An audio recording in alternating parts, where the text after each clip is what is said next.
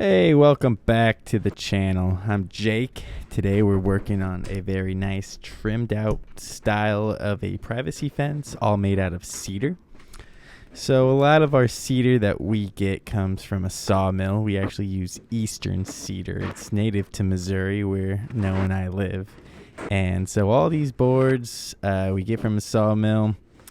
The guy that we get them from, he doesn't cut them down to anything smaller than 8 feet. So we still get our pickets from box stores like Menards, but everything else, posts and everything, we'll get from him, including these little 1x6s that are 8 feet. So we like to strip them down and use them for more decorative things. So that's what I'm doing at the shop here. Before I leave for my day, I am just loading everything up, cutting all the wood to size, just preparing those little pieces. So here, the posts are already set. With this style of fence, you want the top to be completely level all the way across. Luckily, it's short, so we don't have any step downs or anything to worry about. It's all just going to be level. And so how I do that is I screw a 2x4 on top of the lowest point of the fence line. So I find essentially the shortest post, screw 2x4 on the top of that, and make a level line going all the way across, because I can't extend the post up, but I could cut everything else down, which is why I find the shortest one.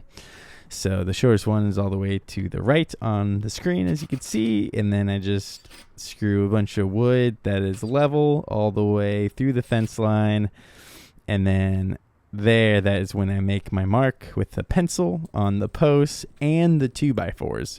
So in this style of fence, the 2x4s go in between the posts.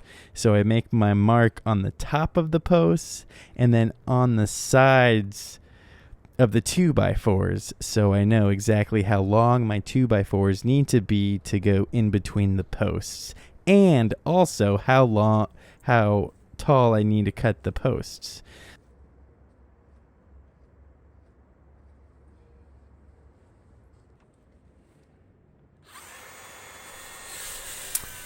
So here I am obviously just cutting the posts to the height that they need to be for the entire fence to be level.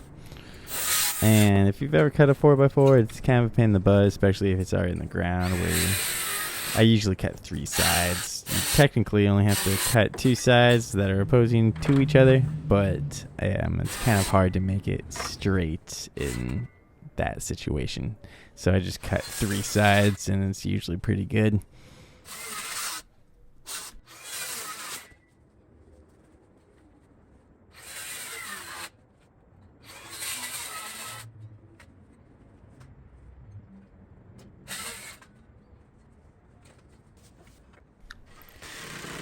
When we leveled out the post, we marked the 2x4s, if you remember. So we actually have all the measurements we need to build this fence. So right here, I'm just cutting all of my pieces that I need to nail together. And, I have 1 piece marked for each section, and I just mimic that 2 more times. You need 3 2x4s per section of fence. I have 2 sections of fence and then 1 gate. So I only need to make 6 pieces here.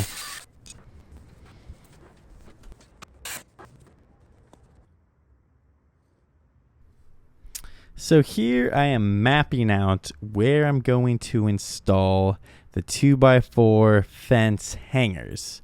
It's this piece of hardware that you nail on, that you slide your 2x4 into, and it holds it all together very nicely. It's galvanized, it will hold forever. And the measurements that I do, it's up to you really, but you need one at the very top. So you want a 2x4 flush with the top of the posts. And then I go 30 inches down from the top of the post where my second hanger will be, and then 60 inches down from the top of the post. So you go 30 inches down from the top each time. And if the tops of the posts are all level with each other, then all of the 2x4s should be level with each other if you just stay consistent with your measurements. So flush with the top, 30 inches down, and then 60 inches down is the measurements I chose to go with. And then you nail them to the posts. I wanted my trim to be flush with the post, so I went about 1.5 inches into the post. The hangers aren't flush with the back. They're kind of resting not quite in the middle, but recessed back just ever so slightly. So here, they're all installed. I'm going to slide this 2x4 in on the bottom, and it just rests on these hangers. And if I did my job right, this should be level. Hell yeah, it sure is. Now let's check this one. Let's slide this guy in. That is level as well. Nice work, buddy. You did good. I wonder if this one's going to be.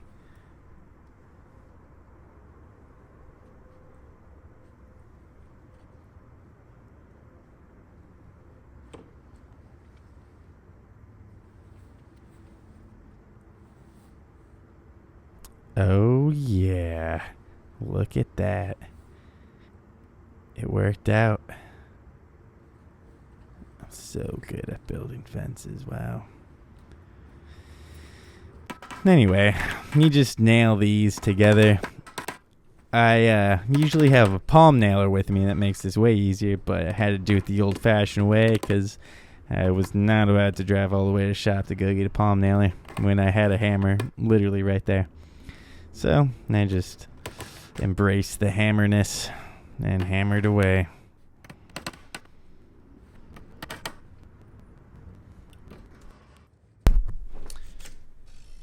So if you've ever built a fence, you know that there's always some sort of weird thing you have to deal with. And this is one of the weird things I had to deal with on this one. I couldn't get this post any closer to the house because the hole wouldn't allow me to get any closer because there was some wire there I couldn't get around, but I needed to close it off. So I just used some lag screws that were 5 inches, and I went all the way through the post to go into the side of the 2x4. I marked it out, and that is what is going to hold my final picket to get me closer to the house.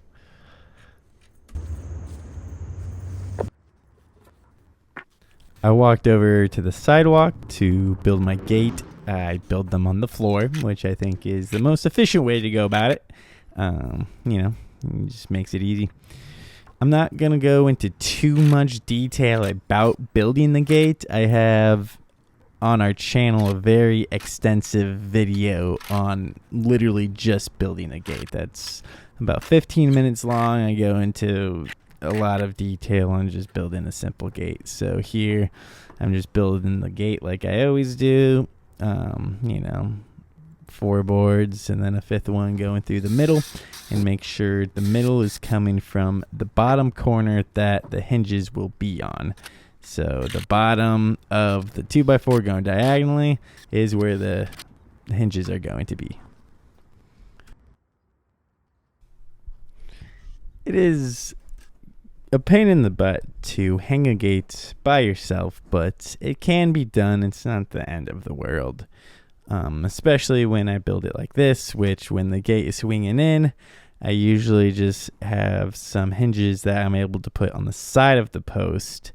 And so I put the hinges on the post first and then just hold up the gate with my foot and then screw it in on the top before I put the hinges on the bottom. And that is usually a pretty effective way to go about the situation. Now, I thought about cutting this part out because it's not perfect and it's not ideal, but I will say if you have ran into this before, you would understand. So I built this gate and it is slightly too big.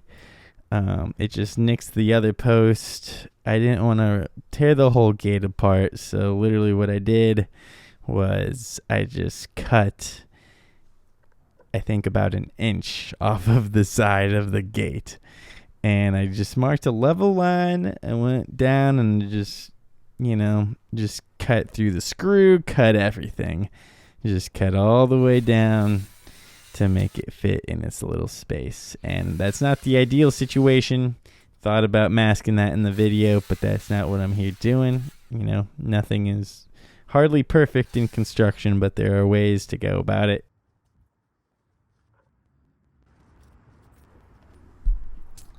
So before I start putting the pickets on, what I like to do is put one picket on the side of the gate so I could put the latch hardware on. So when I picket everything, the gate doesn't swing back and I could work on it just like it's a regular section of fence. And so I like to use the flag latches where you could open it from each side, and it's got that little pole that sticks out that catches it. And then those are like my preferred ones to use on these projects. Especially when you put the flag on the door, you could put a padlock on there too, and it keeps it locked, which is sweet. But what I have to do a lot of the times, because I build my gates pretty close to the posts, is I have to notch out for that flag latch, which I actually prefer. I think a smaller gap between the post and the gate and a notch for the hardware actually looks pretty cool and very professional. So that is all a conscious choice that I have made over the years of doing this. This is what I like the best. So that is what I'm doing here.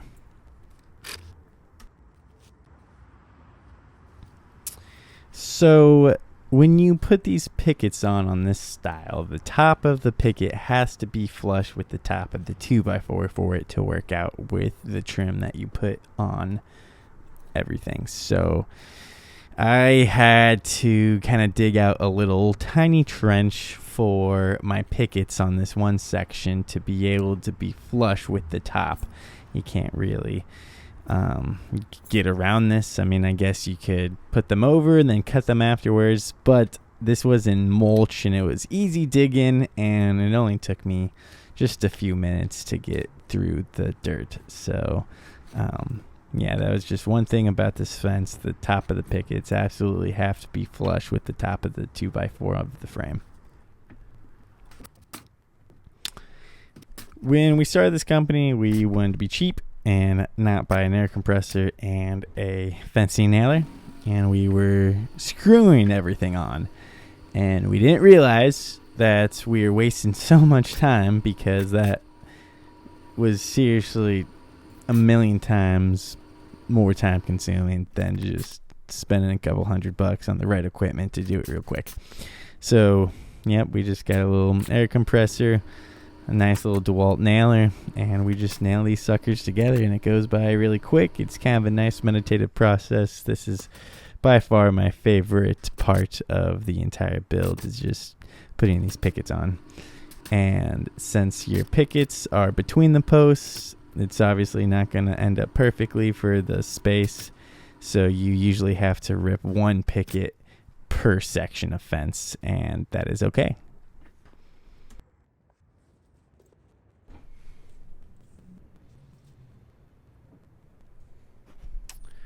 What we are doing here, we are measuring the tops. So we are going end of one post to end of the next post, and that is going to be the trim for the top of our fence.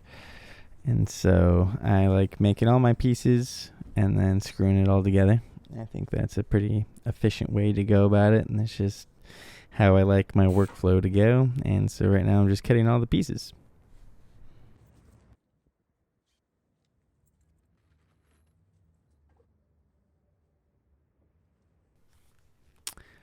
I attach these 2x4s on the top with 3-inch deck screws.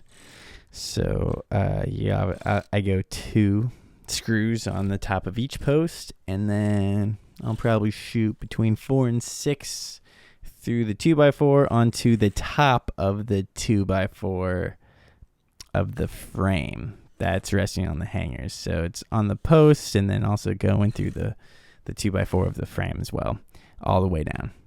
And it's very strong, very secure. It will pretty much never lift up. And it's cedar, so it won't warp. It's just going to be just like that forever.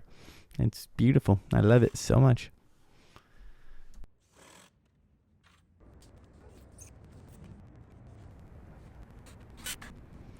Now, if you remember that wood that we milled down this morning, this is where we are finally using it. We are using it for these little trim pieces on the very top. And it's Eastern cedar, just like the post. So I think it looks really good with this style of fence because the 2x4s, the posts, and then this trim, they're all the same type of wood. And then the pickets are a different type of wood. They're both cedar, but one's Western cedar, one's Eastern. They have different hues to them. And, right when it's first installed, before it all grays out, then it has like this dual color thing going on. And it's just absolutely stunning. And using the Eastern cedar for the trim kind of brings it all together where everything kind of makes more sense.